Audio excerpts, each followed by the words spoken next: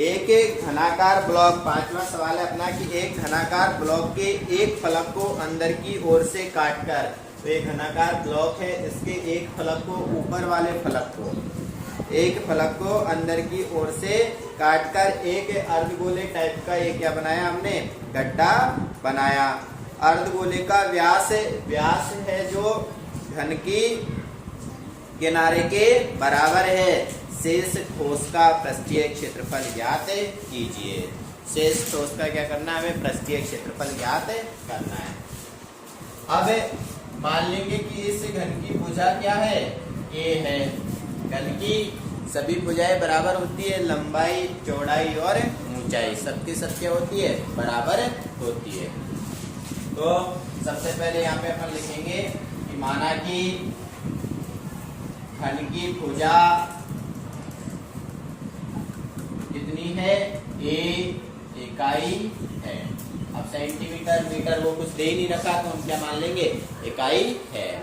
और इसमें ऊपर वाले फलक को खोद के हमने जो गड्ढा बनाया है, उस गड्ढे का व्यास क्या माना हमने, गड्ढे का व्यास वो क्या है, 2r है।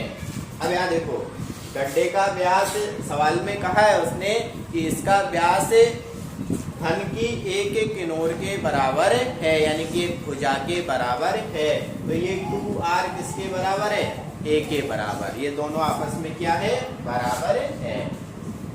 गड्ढे का व्यास 2r क्या होगा, a के बराबर होगा। अब जो ये शेष आकृति बची है, इसका हमें क्षेत्रफल निकालना है। शेष आकृति का क्षेत्रफल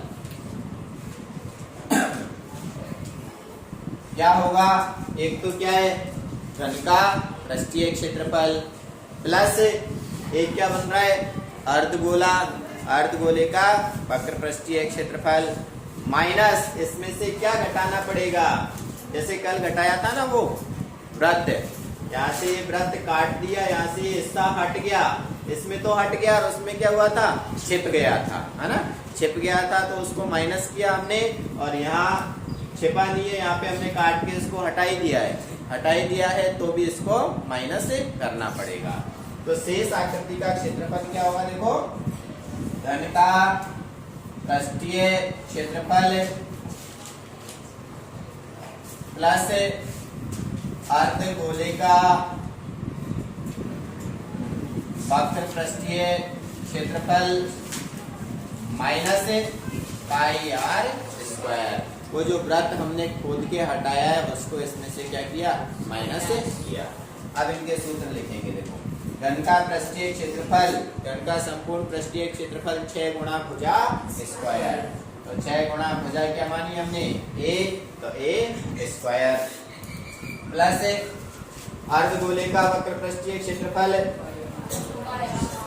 2 पाई r स्क्वायर माइनस ये पाई r square, 6a square plus 2 पाई r स्क्वायर में से 1 पाई r स्क्वायर घट जाएगा, तो कितना बचा, 1 पाई r स्क्वायर बचा।